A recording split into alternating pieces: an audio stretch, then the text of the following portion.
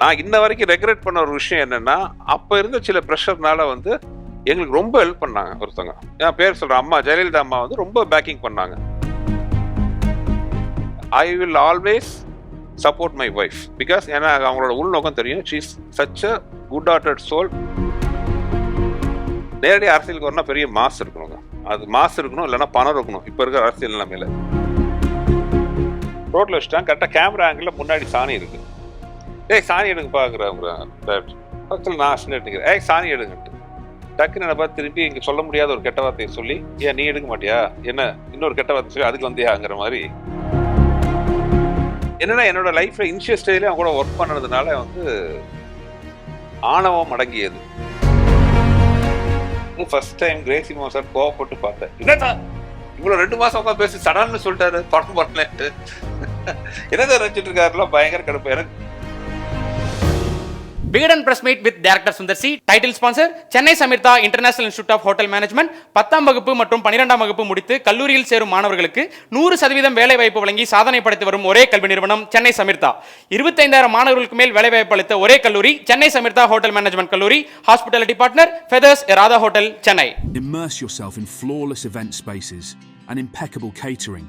Our versatile 20,000 square feet area is perfect for weddings, board meetings, product launches, social gatherings, conventions, conferences and training sessions.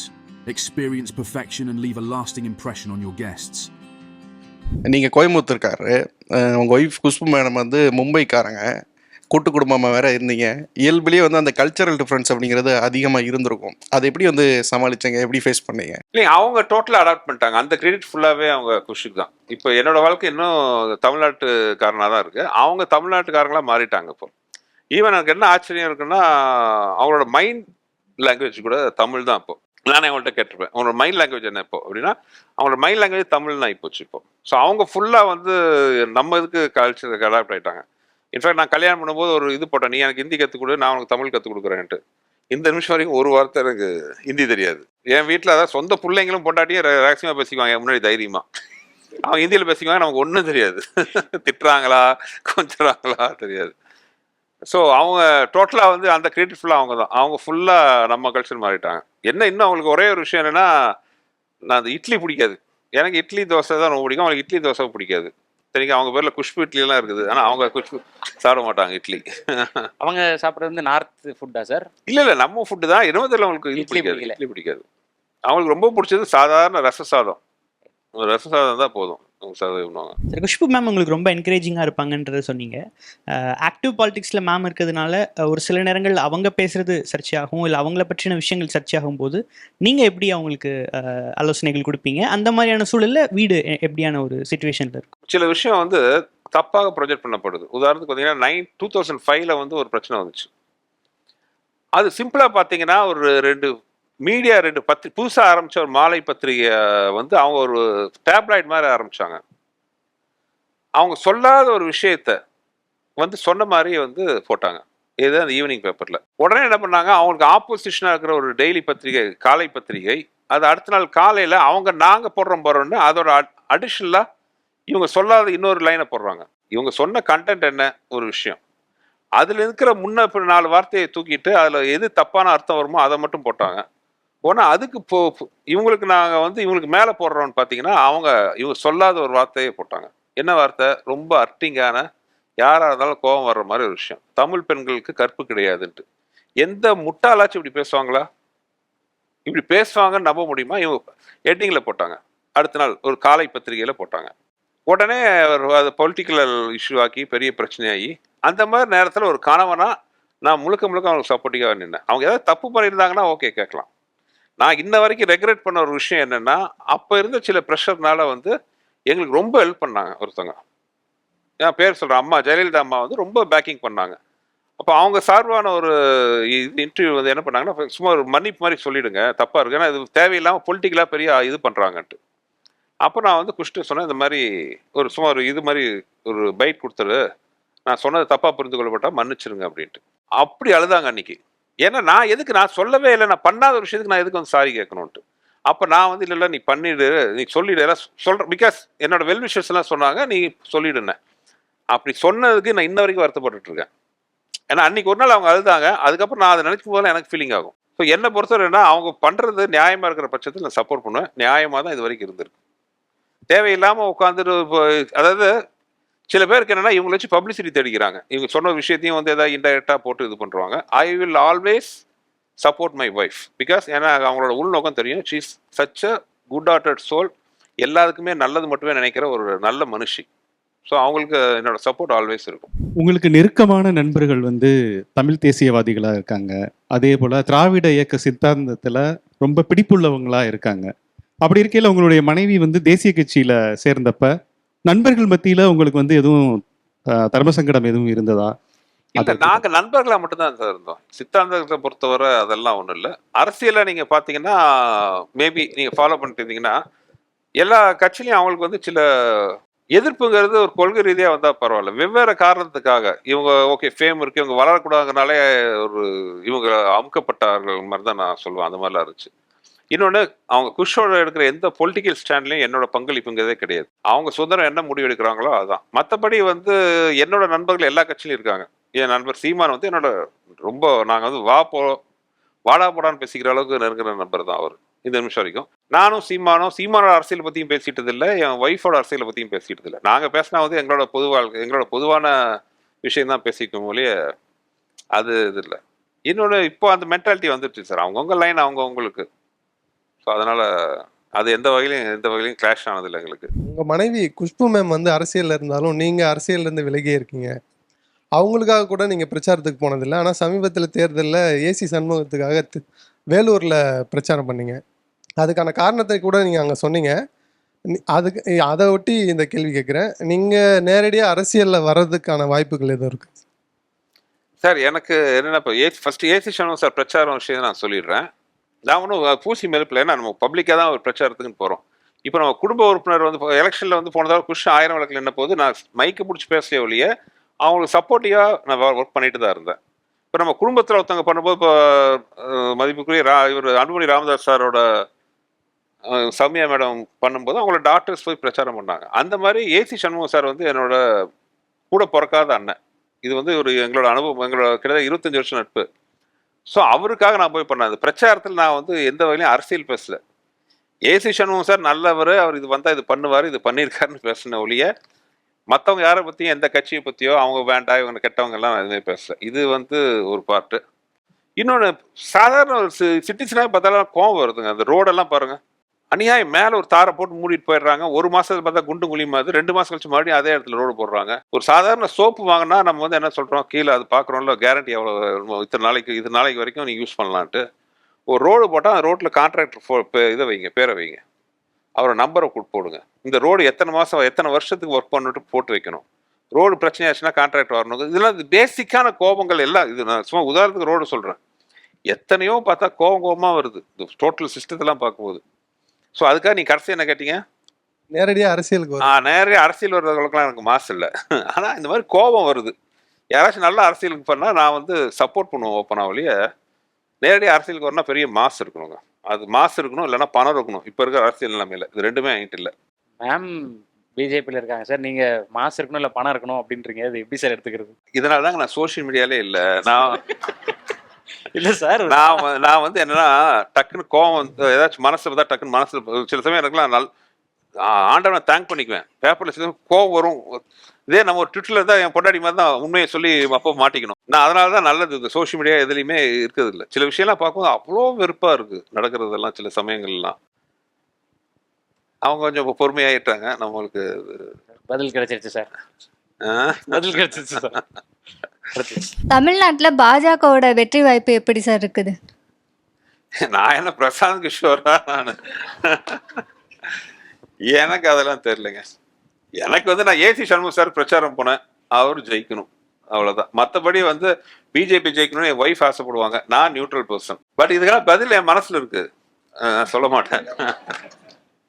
நீங்கள் Manivannan sir கிட்ட அசிஸ்டண்டாக work பண்ணியிருந்தீங்க. அந்த days பற்றி சொல்லுங்கள் sir. நீங்கள் அவர் Impress பண்ணுறதுக்காக பண்ண விஷயங்கள், அவர்கிட்ட திட்டு வாங்கின விஷயங்கள் அப்படி ஏதாச்சும் ஷேர் பண்ணிக்கலாம் சார். நிறைய திட்டுங்கிறது சர்வசாதாரணமாக ஏகப்பட்ட திட்டு விழுகும். டெய்லி திட்டு தான். அதாவது ஆனால் வாழ்க்கையில் வந்து இன்னைக்கு உங்கள் முன்னாடி நான் உட்காந்துருக்கிறதுக்கு காரணம் பார்த்தீங்கன்னா அவர் போட்ட புள்ளையார் சொல்லி தான் விதை தான் அது. லைஃப்பில் என்னோட முதல் ஷாட் என்னென்னா, சத்யராஜ் சார் வந்து பைக்கில் வர்றார், அதுதான் ஃபர்ஸ்ட் ஷாட். கேமரா வந்து நல்லா ரோட்டில் போய் வச்சுட்டாங்க, நல்ல பொள்ளாச்சியில் ஆனமலை பக்கத்தில் ரோட்டில் வச்சுட்டாங்க. கரெக்டாக கேமரா ஆங்கிளில் முன்னாடி சாணி இருக்குது. சாணி எடுங்க பார்க்குறேன் டேரக்டர் பக்கத்தில், நான் அசிஸ்டன்ட் நிற்கிறேன். சாணி எடுங்கன்ட்டு டக்குன்னு என்ன பார்த்து திரும்பி இங்கே சொல்ல முடியாத ஒரு கெட்ட வார்த்தையை சொல்லி, ஏன் நீ எடுக்க மாட்டியா, என்ன இன்னொரு கெட்ட வார்த்தை சொல்லி அதுக்கு வந்தியாங்கிற மாதிரி சொன்னார். வாட் மீ சாணி அப்படிங்கிற மாதிரி இதாயிருச்சு. ஏன்னா நான் வந்து ஓரளவுக்கு கோயம்புத்தூர்ல வசதியாக முடியும், நம்ம என்ன சாணி அல்றதா அப்படின்னு. ஆனால் அன்னைக்கு நான் சினிமாவில் பண்ண முதல் வேலை யாராச்சும் என்ன பண்ணீங்கன்னு கேட்டால் நான் சொல்கிற வேலை சாணி அல்னது தான். அந்த சாணி அல்னது இந்த நிமிஷம் வரைக்கும் எனக்கு யூஸ் ஆகுது. என்னன்னா, எந்த வேலையும் செய்யறதுக்கு தயங்கக்கூடாது. நம்ம வேலை ரிலேட்டட் வேலைன்னா உடனே போய் அவர் மனைவி சட்டை கற்றுட்டு ஒரே விஷயம் தான், எல்லா வேலையும் இழுத்து போட்டு போடணும். ஆர்ட் டிபார்ட்மெண்ட் வேலையை ஆர்ட் டிபார்ட்மெண்ட் தான் பார்க்கணும், இவங்க வேலையை காஸ்டியூம் தான் பார்க்கணும், அப்படி கிடையாது. சினிமாங்கிறது ஒரு டீம் ஒர்க், எல்லாரும் எல்லா வேலையும் பார்க்கணும் அப்படின்ட்டு. அது எனக்கு ரொம்ப பிடிச்ச விஷயம். இன்னொன்று, நான் நிறைய ஏற்கனவே ஒரு தடவை சொல்லியிருக்கேன்னு நினைக்கிறேன், அது இன்னொரு தடவை சொன்னால் தப்பு இல்லை. அது ஏன்னா வாழ்க்கையில் வந்து எல்லாருக்கும் ஒரு பெரிய பெரிய விஷயங்கள் தான் பாடமாக இருக்கணும் அவசியம் இல்லை. சின்ன சின்ன விஷயம்.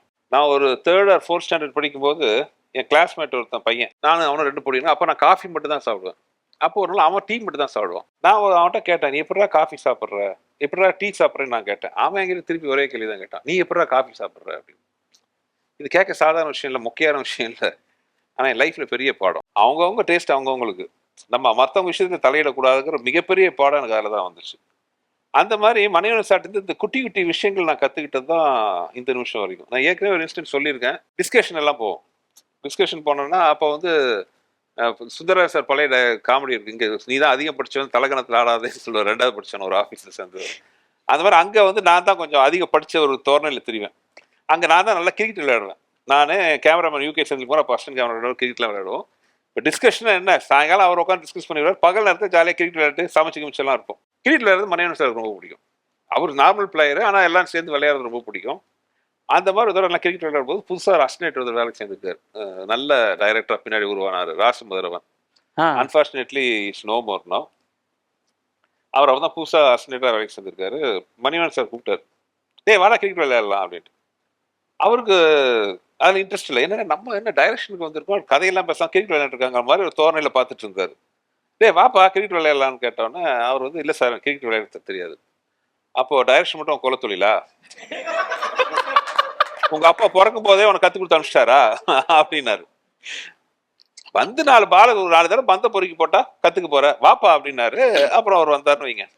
பட் அந்த லைன் வந்து என் மைண்டில் அப்படி நின்றுச்சு, இது டைரக்ஷன் மட்டும் கொலை தொழிலா, வந்து 4 பாலை பொறுக்கி போட்டு கற்றுக்கலான்ட்டு. அதுதான் என் வாழ்க்கையோட அடித்தளம். இப்போ நடிக்கிறதுன்னு ஒரு வந்த போது நான் யோசிக்கவே இல்லை, ஓகே பண்ணுவோம். ப்ரொடக்ஷன் திடீர்னு ஒரு ஸ்டேஜில் பார்த்தீங்கன்னா நான் தான் ப்ரொடியூஸ் பண்ண வேண்டிய சுச்சுவேஷன் வச்சு பண்ணுவோம். 4 பாலை பொறுக்கி போட்டால் கற்றுக்க போகிறோம் லைஃப்பில் எதாவது இருந்தாலும். ஸோ அது வந்து ஒரு மிகப்பெரிய ஒரு படிப்பினையாக எனக்கு அது லைஃப்பில் கொடுத்துச்சு. ஸோ மணிவண்ணன் சார் இந்த மாதிரி தொழிலாக வந்து அவரை அப்சர்வ் பண்ணி நான் கற்றுக்கிட்டது. எனக்கு இருக்கிற கான்ஃபிடென்ட்னா எந்த சூழ்நிலையிலையும், இப்போ இங்கே இந்த ஆளில் வந்து நீங்கள் வந்து ஒரு பெரிய ஒரு அரண்மனை வச்சு ஒரு அரண்மனை இது சம்திங் ராஜாராணி மாதிரி ஒரு பேலஸை கிரியேட் பண்ணி எடுக்கணும்னு சொன்னாலும் என்னால் முடியும். அதெல்லாம் கற்றுக் கொடுத்தது அவர்கிட்ட நான் கற்றுக்கிட்டது தான். பட் அது போக இந்த மாதிரி சின்ன சின்ன விஷயங்கள்லாம் வந்து அவர் மாதிரி ஒரு குருநாதர் கிடைக்கிறது கொடுத்து வச்சிருக்கணும். ரஜினி சாரி டைரக்ட் பண்ணியிருக்கீங்க, கமல் சாரி டைரக்ட் பண்ணியிருக்கீங்க. படம் ரிலேட்டடாக அவங்கள்ட்ட அப்ரோச் பண்ணும்போது ஃபர்ஸ்ட் டைம் அவங்களை மீட் பண்ண சுச்சுவேஷன் பற்றி சொல்லுங்கள் சார். அந்த மீட் எப்படி இருந்துச்சு? அவங்கள்ட்ட இருந்து வந்ததா என்னன்னு தெரியல. இப்போ எனக்கு என்ன ஒரு திமுறனா, இத்தனை வருஷமா நான் படம் பண்ணுறேன், எந்த ஹீரோவை நீ ஒரு கதை சொல்லு, கதை பிடிச்சதுன்னா நீ டைரக்டர்ன்ற பொசிஷன் தான் நான் அந்த படம் பண்ணுறதே இல்லை. நம்ம ஒரு ப்ராஜெக்ட் பண்ணுவோம், அந்த ப்ராஜெக்ட்ல இந்த மாதிரி என்ன மாதிரி கதை பண்ணலாம், இந்த வார்த்தையில சொன்னது ரஜினி சார் கமல் சார் 2 பேருமே. தகுதி இருக்கிறவங்க கூட சேர்ந்து ஒர்க் பண்ணுவோம். அதுக்கப்புறம் உட்காந்து என்ன மாதிரி ப்ராஜெக்ட் பண்ணலாம், நீங்க கதை சொல்லுங்க, நான் கதை சொல்றேன், வெளியில கதை கேட்போம், ப்ராஜெக்ட் பண்ணுவோம். அப்படி அதான் வந்து அவங்களோட டைரக்டருக்கு கொடுக்குற மரியாதை. தமிழ் சினிமாவில் இப்போ கொடுமையான விஷயம் என்னன்னா, கதை சொன்னா நீ டைரக்டர், அது வந்து அதை விட ஒரு முட்டாள். டைரக்ஷனுங்கிறது ஒரு வேலை, கதைங்கிறது ஒரு தனிப்பு, டைரக்ஷனுங்கிறது அது ஒரு பெரிய விஷயம். ஒரு கேமராமேன் மாதிரி, ஒரு எடிட்டர் மாதிரி, டைரக்ஷனுங்கிறது ஒரு தனி டிபார்ட்மெண்ட். பட் கதை சொல்லி கதை ஓகேன்னா நீ டைரக்டர். அதனால தான் நிறைய தயாரிப்பாளர்கள் பார்த்தீங்கன்னா கஷ்டப்படுறாங்க. இப்போ பட்ஜெட்டுக்கு மேலே போயிட்டு, இப்போ இல்லை எல்லா காலகட்டத்திலையும். ரஜினி சார் ஆகட்டும், கமல் சார் ஆகட்டும். ரஜினி சார் ஃபர்ஸ்ட் அவர் ஃபோனில் ஃபர்ஸ்ட் உட்காந்தாலும் பேசின வார்த்தை ஹலோலாம் சொல்லி முடிச்சு, சுதா நம்ம சேர்ந்து ஒரு படம் பண்ணுவோம், உங்களுக்கு ஓகேயா சார், ரொம்ப சந்தோஷம். அதுக்கப்புறம் நம்ம அடுத்த ஸ்டெப்புக்கு போகிறோம். அதே மாதிரி தான் கமல் சாரும். Suddenly one day Lakshmi makers producer mister Muralitharan கூப்பிட்டாரு. ஆவலர்கிட்ட போனோம், உட்காந்தோம். கமல் சார் நானும் போய் உட்காடுறோம். தனியாக நானும் அவர் மட்டும் உட்காந்து இந்த கதையை சொல்கிறார். இந்த மாதிரி சார் இந்த மாதிரி லைன் இது ஓகே சொல்லுங்கள், இல்லைன்னா வேறு ஐடியா இருக்குது அதையும் கூட பேசலாம் அப்படின்னாரு. அவர் ஃபஸ்ட்டு சொன்ன லைன் தான் அன்பேசிவம். ஸோ அதுக்கப்புறம் தான் எனக்கு அந்த திமிரே ஆச்சு. அதாவது நீங்கள் கதை சொல்லி தான் நீங்கள் எனக்கு சான்ஸ் கொடுக்குறீங்கன்னா அப்படி வேண்டாம். இத்தனை படம் நான் பண்ணியிருக்கேன், என்னை பற்றி உங்களுக்கு தெரியும் என்ன இது. ஸோ அதனால தான் எனக்கு இண்டிவிஜுவாலிட்டியோட நான் ஒரு ஸ்கிரிப்ட் பண்ணுறேன். அந்த கதைக்கு யார் ஆர்டிஸ்ட் செட் ஆவாங்க, அவங்க கூட ட்ராவல் பண்ணிட்டுருக்கேன். ஸோ இதுதான் ஃபர்ஸ்ட் எக்ஸ்பீரியன்ஸ். அதுக்குள்ளே நிறைய சம்பவங்கள் சந்தோஷமான விஷயம்லாம் நடந்துச்சு. அது நான் நிறைய தடவை ஏற்கனவே சொல்லியிருக்கேன். பட் என்னென்னா என்னோட லைஃப்பில் இனிஷியல் ஸ்டேஜ்லேயே அவங்க கூட ஒர்க் பண்ணதுனால ஆணவம் அடங்கியது. இவ்வளோ பெரிய நிறைய குடங்களே இவ்வளோ அச்சீவ் பண்ணவங்களே இவ்வளோ சிம்பிளாக இருக்கும்போது நீ எல்லாம் யாரான்ட்டு மண்டையில் தட்டின மாதிரி இருந்துச்சு. இப்போ இருக்க இளம் இயக்குனரில் யாரோட ஒர்க்ஸ் உங்களுக்கு ரொம்ப பிடிச்சிருக்கு சார்? எனக்கு நலன் ரொம்ப பிடிக்கும். நலனோட ஒர்க்கு சூதுகவுமில் ரொம்ப நலன் ரொம்ப பிடிச்ச டைரக்டர். என்னோட நல்ல நண்பர் கூட. ஸோ நலன் எனக்கு ரொம்ப பிடிக்கும். அது போக வெங்கட் பிரபுவோட இது பிடிக்கும். வெங்கட் பிரபு ஆல்சோ சென்னை 28 பார்த்து வெங்கட் பிரபு ரொம்ப பிடிக்கும். அப்புறம் எல்லாரும் ஒவ்வொரு வகையில் இதாக இருக்குது. எனக்கு I'm not a big fan of serious movies. So கொஞ்சம் எனக்கு கொஞ்சம் என்னை சந்தோஷப்படுத்துகிற படங்கள் ரொம்ப பிடிக்கும். நலனோட making style I am a big fan of him. அது சூதுகவுமில் என்னோட ஒன் ஆஃப் த பெரிய ஃபேவரட் மூவி. நாளை இயக்குனரில் நீங்கள் ஜட்ஜாக இருக்கும்போது தானே சார் அவங்க அந்த செட்டு உள்ளே வந்தாங்க? இல்லை, நலன் அதுக்கு முன்னாடி செட்டு. நான் ஏதோ செகண்ட் தேர்ட் சீசனில் போனேன். அதுக்கு முன்னாடியே செட்டு. நலன், கார்த்திக் சுப்ராஜ் எல்லாம் அதுக்கு ப்ரீவியஸ் செட்டு. இது சார் தியா வேலசன்குமாரில் ஒர்க் பண்ண அவர் உங்கள் இதில் படத்தில் ஒர்க் பண்ணார்ல சார்? ஸோ அந்த விஷயம்லாம் அதுக்கு முன்னாடியே இல்லை அதுக்கப்புறம் நாளை இயக்குனருக்கு அப்புறம் தியா வேலசன்குமாரில் ஒர்க் பண்ணார். தியா வேலசன் ஒர்க் பண்ணி பாதி ஒர்க் பண்ணும்போதே அவருக்கு சூதுகவும் ஆப்பர்ச்சுனிட்டி வந்துடுச்சு. சார் விவேக் சார் பற்றி பேசிட்டோம் சார். ஸோ விவேக் சார் நீங்கள் இந்த காம்பினேஷன்லையும் படங்கள் நாங்கள் பார்த்துருக்கோம். அதில் அந்த டோன்ட் வரி பி ஹாப்பி இந்த மாதிரி விஷயங்கள், ஆயுதம் செய்வோம்ல நீங்களும் அவரும் அந்த காந்தி மியூசியத்தில் பண்ணுற விஷயங்கள் இதெல்லாமே நல்லாவே ஒர்க் அவுட் ஆன விஷயங்கள் சார். சார் இல்லை இப்போது. ஸோ சாருக்கும் உங்களுக்குமான ரொம்ப கஷ்டமான விஷயம், அவரோட லாஸ்ட் படம் வித் மீ. அது இந்த அரண்மனை கிட்டத்தட்ட ஒரு 25 நாள் குஜராத்தில் ராஜ்கோட் பக்கத்தில் ஒரு வில்லேஜ், அங்கே ஒரு பேலஸில். ஸோ அங்கே சிக்னல் டிவி எதுவுமே கிடையாது. அந்த 25-30 நாள் அங்கே தங்கியிருந்தோம். அந்த பேலஸ் ஒன்று வரும். ஸோ என்னென்னா பேலஸ்லேருந்து ஒரு 3 கிலோமீட்டர் தள்ளி ஒரு சின்ன கெஸ்ட் ஹவுஸ்னால் அந்த காலத்து இதில் ரொம்ப பழைய ஒரு பில்டிங், அங்கே தான் எல்லாமே தங்கியிருந்தோம். ஸோ சாயங்காலம் டெய்லி ஷூட்டிங் முடிச்சோன்னே அவர் வாக்கிங், அந்த காட்டுக்குள்ளே வாக்கிங் போயிட்டு அவ்வளோ இதாக இருப்பார். இந்த ஃபிசிக்கலி ரொம்ப கரெக்டாக இருப்பார். டெய்லி வாக்கிங்லாம் போயிட்டு சாயங்காலம் உட்காந்து அரட்டை அடிச்சுட்டு கிட்டத்தட்ட 30 நாள் நாங்கள் ஒன்றா இருந்தோம். ஆக்சுவலாக லாஸ்ட் நாள் எனக்கு அவருக்கு ஒரு சின்ன மிஸ் அண்டர்ஸ்டாண்டிங் ஆயிடுச்சு அந்த ஷூட்டிங்கோட லாஸ்ட் டே. ஆனால் பை காட்ஸ் கிரேஸ் என்னென்னா லாஸ்ட் டே சின்ன மிஸ் அண்டர்ஸ்டாண்டிங் ஆயிடுச்சு. சின்ன ஒரு மன வருத்தத்தில் தான் பிரிஞ்சோம். அதுக்கப்புறம் படம் பார்க்க போகும்போது ஒரு சீன் கொஞ்சம் இன்ட்ரெஸ்ட் வேறு மாதிரி பண்ணலாமான்னு எனக்கு தோணுச்சு. அதனால் ஒரு நாள் பேட்ச் ஒர்க் வச்சேன். அந்த சீன் நான் ஆக்சுவலாக படத்தில் யூஸ் பண்ணல. ஆனால் அந்த பேட்ச் ஒர்க்குக்காக விவேக் சார் வந்தார்.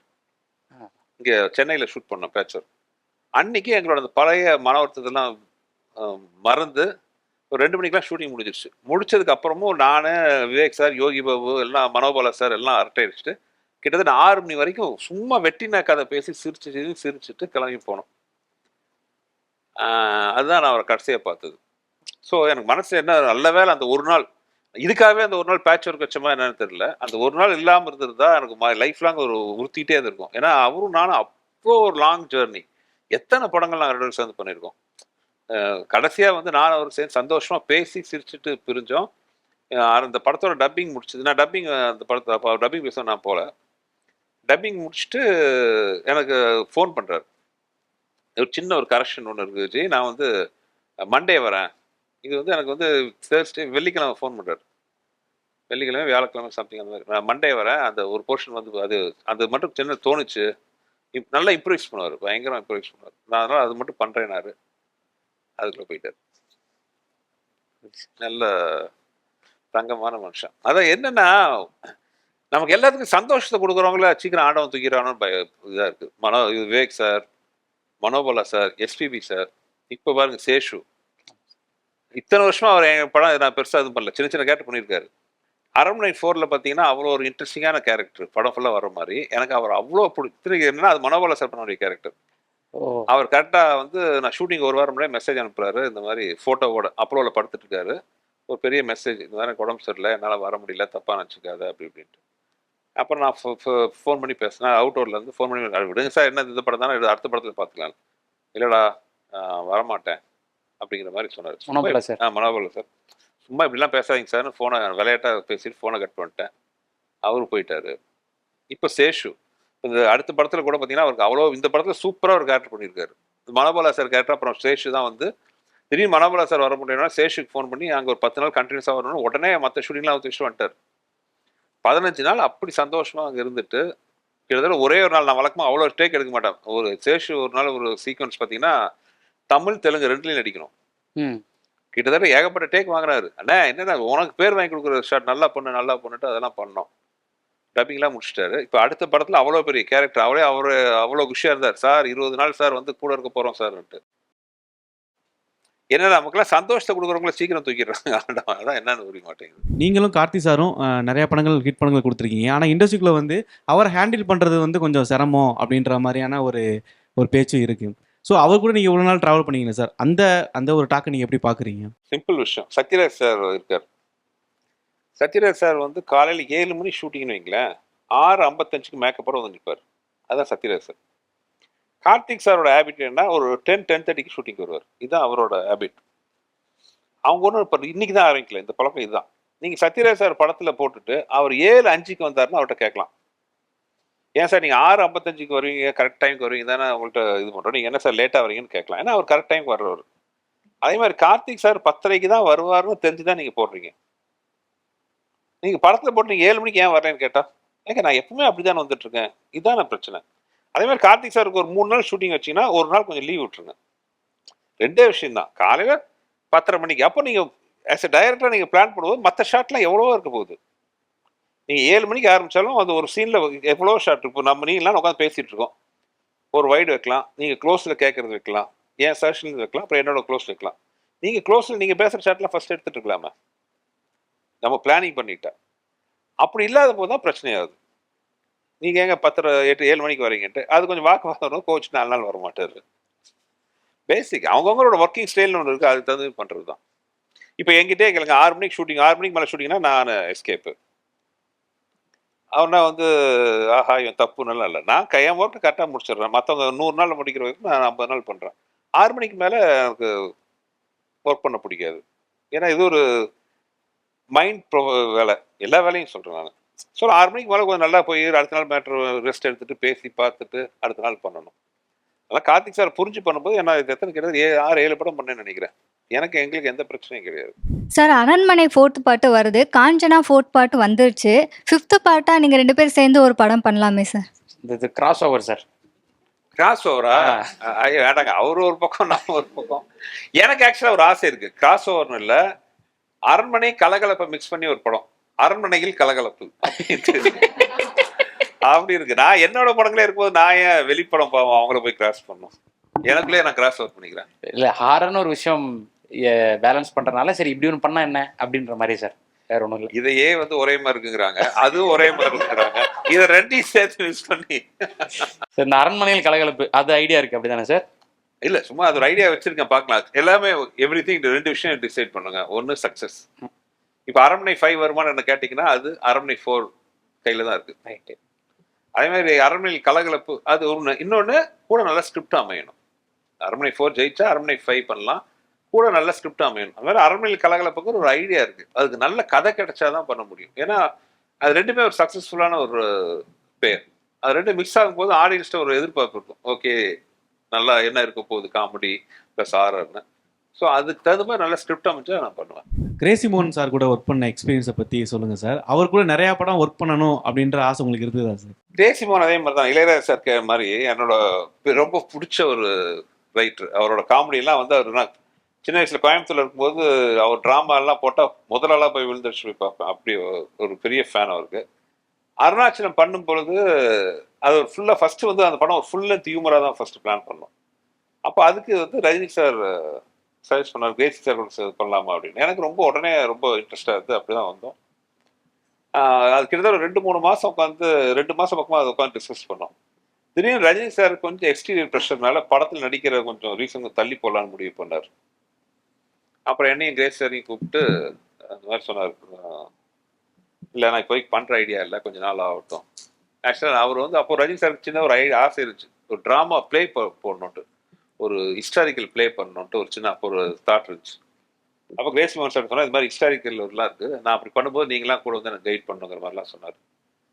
சொல்லிட்டு அதனால் இப்போதைக்கு படம் பண்ணலன்னு கிளம்பி வரும்போது ஃபர்ஸ்ட் டைம் கிரேசி மோகன் சார் கோவப்பட்டு பார்த்தேன். என்ன சார் இவ்வளோ 2 மாதம் உட்காந்து பேசி சடான்னு சொல்லிட்டாரு படம் பண்ணலன்ட்டு, என்ன சார் நினச்சிட்டு இருக்காருலாம் பயங்கர கடுப்பு. எனக்கு அந்த இதுலேயும் எனக்கு சிரிப்பு வந்துடுச்சு.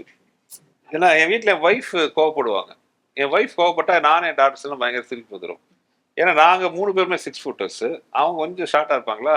ஸோ நான் இப்படி பார்க்கணும், அவங்க இவங்க கத்தி கத்தி என்ன பண்ணுறீங்களா ஆட்டோமேட்டிக்காக சிரிப்பு வந்துடும். அது மாதிரி எப்பவுமே ஜாலியாக பேசுகிற கிரேஸ் மோகன் சார் கோவப்பட்டவனே எனக்கு சிரிப்பு வந்துருச்சு. சார் விடுங்க சார், வழியெல்லாம் வந்து புலம்பிட்டு வந்து என்ன சார் இது 2 மாதம் சார், 2 மாதம் உட்காந்து இவ்வளோ பேசணுமே சார், என்ன அருமையான இது பண்ணியிருக்கோம் சார் எல்லாம் சொல்லிட்டு சார், விடுங்க சார் நம்மளுக்கு டைம் தான் மறுபடியும் சேருவோம் அப்படின்ட்டு விட்டேன். உண்மையாகவே பார்த்தீங்கன்னா வித்தின் ஒரு 20 நாள் மறுபடியும் ரஜினி சார் கூப்பிட்டுட்டாரு. இல்லை நான் எதுக்கு அந்த ப்ரெஷருக்காக நம்ம படத்தை பண்ணாமல் இருக்கணும், பண்ணலாம். அவர் தான் கிரேஸ் மோகன் சார் கூடாது. அப்படி ஒரு கிரேஸ்ஃபுல் சோல், எல்லாருக்குமே நல்லது நினைச்சு எப்பவுமே பாசிட்டிவா இருக்கிற கிரேசி மோகன் சார். அவர் வாழ்க்கையில அவருக்கு ஒரே ஒரு பிரச்சனை தான் இருந்துச்சு, வெத்தலை எங்க துப்புறதுன்ட்டு. அதை தவிர லைஃப்ல வந்து அவர் எல்லாமே டேக் இட் ஈஸி தான் சார். கடைசியா ஒரு சின்ன விஷயம் சார், இப்போ இந்த ரீமேக் விஷயம் பத்தி பேசணும். இப்போ நீங்களே அதாவது குரு சிஷ்யன் அப்படின்றது நீங்களும் சத்யராஜ் சார் அதுக்கப்புறம் பண்ணீங்க. ஸோ இந்த மாதிரி சில விஷயங்கள்லாம் இருக்குல்ல சார். இப்போ வந்து முரட்டுக்காலை ரஜினி சார் தான், அப்போ நீங்கள் அந்த டைட்டில் அதுலேருந்து ஒரு விஷயம் எடுத்து பண்ணீங்களே. ஸோ அந்த மாதிரி நீங்கள் எடுத்த படம் இப்போ ஆர்டிஸ்ட் இவங்களை வச்சு வேற மாதிரி ஒன்று பண்ணலாம் அப்படின்னா என்னன்ற ஒரு 4 படம் சார். ஒன்று வந்து உள்ளத்தை அளித்தா, மேட்டுக்குடி, அன்பே சிவம், அருணாச்சலம். இப்போ அன்பே சிவத்தை ஃபர்ஸ்ட் எடுத்துக்கலாம். அன்பே சிவத்தில் Kamal sir character, Madhavan sir character யார் இப்போ பண்ணால் சரியா இருக்கும்னு நினைக்கிறீங்க? இது சும்மா ஒரு இதுதான். அன்பே சிவம் யாருங்க, எனக்கு ஐடியா வர மாட்டேங்குது. வர மாட்டேங்குதுன்னா நான் ஒரு ஆப்ஷன் சொல்லுங்க. இருக்கு சார், இருக்கா ஆப்ஷன்ஸ் இருக்கு. எனக்கு ஃபர்ஸ்ட் ஆப்ஷன் கரெக்டா இருக்குங்க, விஜய் சேதுபதி, அசோக் செல்வன். இது கரெக்டா இருக்கா சார்? ஆமா, விஜய் சேதுபதி இஸ் ஒரு கிரேட் ஆக்டர், ஒரு எஃபோர்ட்லெஸ்ஸா பண்ணக்கூடிய ஒரு நடிகர். So I think Vijay Sethupathi. Ajith சாரோட ஸ்டார் வேல்யூ வந்து எங்கேயோ போயிடுச்சு, ஸோ அவர் அது பண்ண முடியாது. ஐ think Vijay Sethupathi perfect. Vijay Sethupathi, Ashok Selvan. Super sir. உள்ளத்தை அளித்தா அது ஆப்ஷன் இருக்கா? இருக்கு sir. I think Sivakarthikeyan. Super. Sivakarthikeyan தான் அந்த அந்த எனக்கு கார்த்திக் சாரோட இதுக்கு சிவகார்த்திகேயன் நல்லா இருப்பாருன்னு தோணுது. சரி சார். மேட்டுக்குடி. மேட்டுக்குடி கார்த்திக் நல்லா இருப்பாரு. கார்த்திக் ஏன்னா பெர்ஃபெக்டா இருப்பார் கார்த்திக் மேட்டுக்குடிக்கு. ஏன்னா ஒரு நான் நல்லா இன்னோசென்டா ஒரு தொலைஞ்சு போன பேர மாதிரி வீட்டுக்கு வருவார். வந்துட்டு ஒரு ஸ்டேஜ் பார்த்தா திருடன் ரிவீல் பண்ணி மனசு மாதிரி அந்த குடும்பத்துக்காக உழைக்கிற ஒரு character. Karthik will be off for that character. Right sir. ஏன்னா இப்போ நான் தானே காலிங் அதெல்லாம். ஏன்னா இப்போ நான் தானே காலிங். ஆமா காலிங் சார். அடுத்து அருணாச்சலம். அருணாச்சலம் அப்கோர்ஸ் அப்போ சூப்பர் ஸ்டார், இப்போ தளபதி, அதுல ஆப்ஷனே இல்லை. Right sir, super sir. Thank you so much sir. இவ்வளோ நேரம் எங்களோட கேள்வி எல்லாத்துக்கும் பொறுமையாக பல சுவாரஸ்யமான சம்பவங்களோட தகவல்லாம் சொல்லி எங்களை வந்து நிறைய விஷயங்கள் வந்து இன்ஃபர்மேட்டிவாகவும் இருந்தது, என்டர்டெயின்மெண்ட்டாகவும் இருந்தது சார். உங்களோட நேரத்துக்கு நன்றி. அரண்மனை 4 நீங்கள் நினச்ச விட பெரிய லெவலில் ஹிட் ஆகணும் சார். அந்த அரண்மனை 5ஓ அல்லது அரண்மனையில் கலகலப்போ இந்த மாதிரி ஏதோ ஒரு அனௌன்ஸ்மெண்ட் எதிர்பார்க்குறோம். பிரசாந்த் சார் நீங்கள் இந்த காம்பினேஷனில் அனௌன்ஸ்மெண்ட் எதிர்பார்க்குறோம். சங்கமித்ரா பற்றி எப்போ அனௌன்ஸ்மெண்ட் வரும்னு வெயிட் பண்ணிட்டு இருக்கோம். இந்த மாதிரி பல அப்டேட்டுகள் வந்து உங்கள் சைட்லேருந்து வரும்னு காத்துட்டு இருக்கோம் sir. Thank you so much for time sir. Thank you. ரொம்ப ரொம்ப ஹாப்பி சார் உங்களை மீட் பண்ணது. Thank you sir. Thank you sir.